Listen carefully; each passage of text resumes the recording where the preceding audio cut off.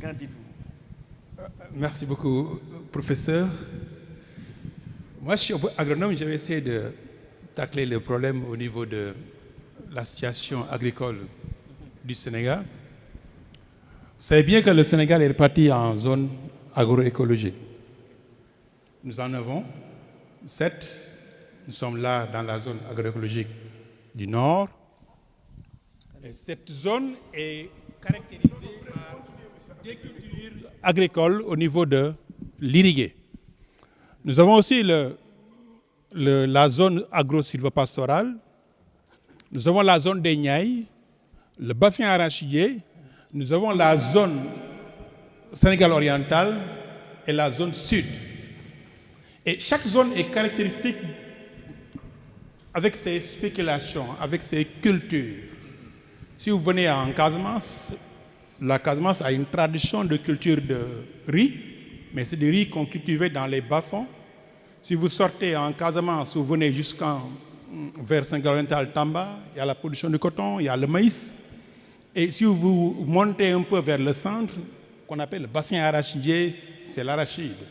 Et la zone des Niayes, les cultures horticoles, et le Saint-Louis est connu par la culture du riz avec le fleuve. Un schéma que je voudrais que vous captiez. Pourquoi? Parce que je vais y venir, comment ça change.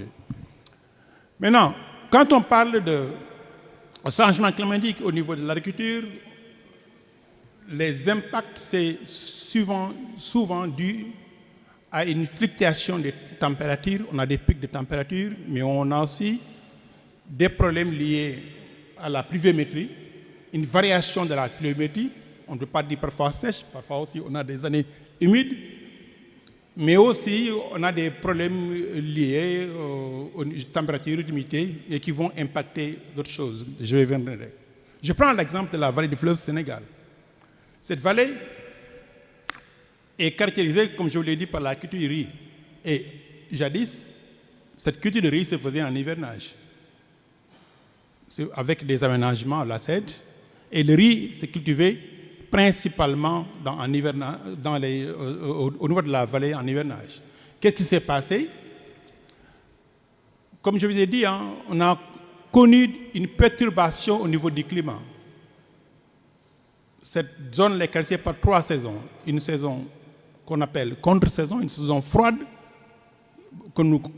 qui démarre comme ça, froide, une contre-saison froide. Une contre-saison aussi sèche qui démarre au mois de février, et l'hivernage qui démarre généralement au mois de juillet, août. Qu'est-ce qui s'est passé? Il s'est passé qu'on a connu une perturbation des températures, parce que parfois il pleuvait bien, et les cultures au niveau de la vallée aussi, en dehors des cultures irriguées, il y avait des cultures de djeri. Et il y a eu aussi des cultures de décrue, donc la région est un peu spécifique. On a des décrues, on a le djeri, qui se comporte là où on faisait des céréales, et l'irrigué. Avec les perturbations des températures, nous avons essayé de cultiver un peu le riz en 2 saisons sur le riz, l'hivernage et la contre-saison. Comment on a fait pour réussir ça? On connaît le riz, traditionnellement en Casamance, avec des cycles de 120 jours, 130 jours. Mais si nous voulons réussir le riz en 2 saisons, il y a eu beaucoup d'études qui ont été faites pour essayer d'adapter le riz en raccourcissant le cycle. Pourquoi? Parce qu'on a une période chaude de février au mois de juin. Donc, qu'est-ce qui s'est fait? Avec cette fluctuation de température-là, nous avons raccourci le cycle du riz et essayé de cultiver le riz 2 fois dans la région du fleuve. Ce qui fait que maintenant, le riz est... Et au niveau de la saison sèche froide, comparez la zone Saint-Louis, cette vallée-là, et la zone des Niayes.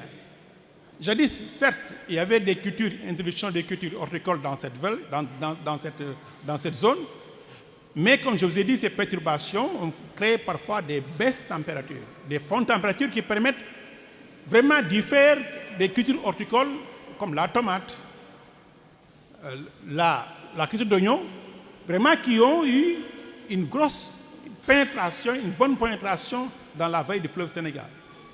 Donc, donc l'oignon est venu avec la culture les emblavures d'oignons sont venus avec force. Autre effet, quand on parle de variation du changement climatique, c'est un peu varié, c'est un peu compliqué. Il faut voir, parfois il y a des impacts positifs et des impacts négatifs. Il faut bien le voir. Je vous explique que le riz se faisait principalement en hivernage. Et les recherches ont fait qu'on a raccourci, prouvé des variétés de riz qui peuvent s'adapter durant la période chaude avec une forte irrigation.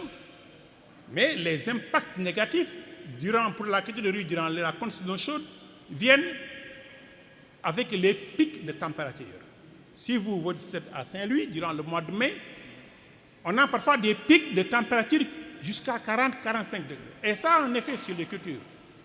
Ça crée des avortements et ça fait que le riz ne marche pas bien dans les zones, même en contre-saison, durant la zone de tout ce qui est Bakel, Matam, où les températures peuvent vraiment être avec des pics sévères. Si nous venons dans la région de cette delta-là, il y a des basses, parfois, températures qui rallongent le cycle du riz, qui fait que durant la contre-saison, on cible des variétés de riz de 90 jours, mais avec les basses températures, parfois le froid, on pense que c'est seulement en novembre-décembre, mais vous allez voir avec moi, parfois on a des basses températures durant le mois de février et mars. Ces basses températures-là rallongent le cycle du riz. Et ce qui fait que le producteur, s'il fait la contre-saison, il a l'habitude de récolter durant le mois de juin, il va jusqu'au mois de juillet jusqu'en août. Ce qui rallonge le cycle du riz. Quand le cycle du riz est allongé, les producteurs cultivent, vont récolter durant le mois d'août. Il y a un autre phénomène qu'on a connu. C'est que les pluies précoces. À Saint-Louis, on a l'habitude de recevoir les pluies durant le mois d'août, mais ces dernières années, vous avez vu que les pluies démarrent au mois de juillet. Et ce qui coïncide avec les périodes de récolte. Et vous allez discuter voir mes camarades, mes collègues producteurs de riz, ils ne vont pas prier pour qu'il y ait des pluies, les premières pluies à Saint-Louis au mois de juillet, au mois d'août. Pourquoi? Parce que s'il pleut, toute la récolte est hypothéquée. On ne peut pas récolter parce que les moissonneuses ne peuvent pas y entrer. Et vraiment, c'est un casse-tête pour eux, les récoltes de riz du mois d'août. Cette année, si ce n'était pas l'appui du professeur Mabouba qui nous a appuyé avec les moissonneuses pour récolter le riz au mois d'août, on allait avoir de sérieux problèmes. Et si nous venons aussi en hivernage, ce qui fait qu'en hivernage, il y a beaucoup de... L'hivernage démarre tardivement. Et si ça démarre tardivement, ça va coïncider avec les périodes froides de la fin d'année. Et ce qui va aussi impacter sur le remplissage des grains du riz. Donc, vous dites que la problématique des changements climatiques est très complexe en hivernage, au niveau de l'agriculture. Et ça, j'ai pris seulement l'exemple de la zone fleuve. Cet exemple, on peut le prendre dans le... Je ne vais pas prendre toutes les zones parce que je risque d'être trop long, mais je vais essayer de prendre la zone bassin arachidier, comme son nom l'indique. Cette zone était caractérisée par la culture arachidière. Et il y avait vraiment les cultures de mil et de sorgho. Mais allez-y dans cette période, vous allez voir qu'il y a une forte pénétration de la culture du riz. Et on n'ose plus parler de bassin arachidier. On parle maintenant de bassin agricole. C'est dû à quoi?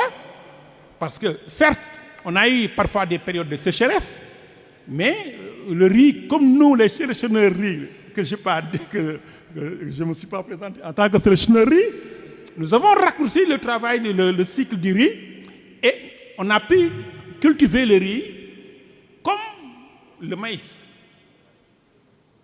en plateau. Et ce qui fait que la pénétration de la culture de riz, l'introduction de la culture de riz dans le bassin arachidier a eu un succès extraordinaire. Et si vous êtes dans ces zones, vous allez voir que le riz se cultive au détriment des autres cultures. Moi qui suis sérieux, qui aime bien consommer le tchéré le soir, je ne peux plus à l'avoir. Et si vous regardez la situation de la production du riz au niveau du Sénégal, la production augmente, les importations augmentent, et les taux de consommation augmentent. Parce que les Sérères ne consomment plus le riz le soir, ne consomme plus le mil le soir, on consomme le riz. Et si vous allez aussi, mes camarades Peuls, qui sont dans la zone de Podor, ils n'ont plus de mil pour faire de la chérie. C'est le riz qu'ils transforment. C'est le riz qui transforme. Ce qui fait que le taux de consommation du riz a trop augmenté. Donc, ça a vraiment perturbé beaucoup de changements, mais aussi au niveau du schéma qu'on avait au niveau de l'agriculture. Si vous partez en dernier point, zone écologique, que je vais passer l'exemple, la zone des Niayes, il y a une baisse du niveau de la nappe. Ce qui fait que maintenant, la région de Saint-Louis est devenue l'une des plus grandes régions de production d'oignons. Donc, monsieur le professeur, sans plus tarder, je peux citer dans toutes les zones, mais c'est ça que c'est voilà l'impact des changements climatiques sur l'agriculture agricole. Maintenant, au niveau de stratégie, on a pu développer des variétés qui s'adaptent à ces changements climatiques-là, à ces périodes fortes-là, en évitant les avortements. On a pu créer aussi des variétés qui raccourcissent leur cycle et essayer pour tolérer les basses températures. On a pu aussi, avec les fortes évaporations, il y a la salinité. On a des terres salées au niveau de Saint-Louis. On a pu aussi développer des variétés qui sont tolérantes à la salinité. Et ces variétés même, on les a utilisées pour récupérer les zones salées dans la zone même de Fatick. Et ça, on l'a couplé avec des pratiques, beaucoup de pratiques d'amendement et de gestion du sol pour essayer d'avoir des stratégies. Mais toutes ces stratégies-là sont collectées et recueillies dans le plan national de changement climatique, le plan national d'agriculture.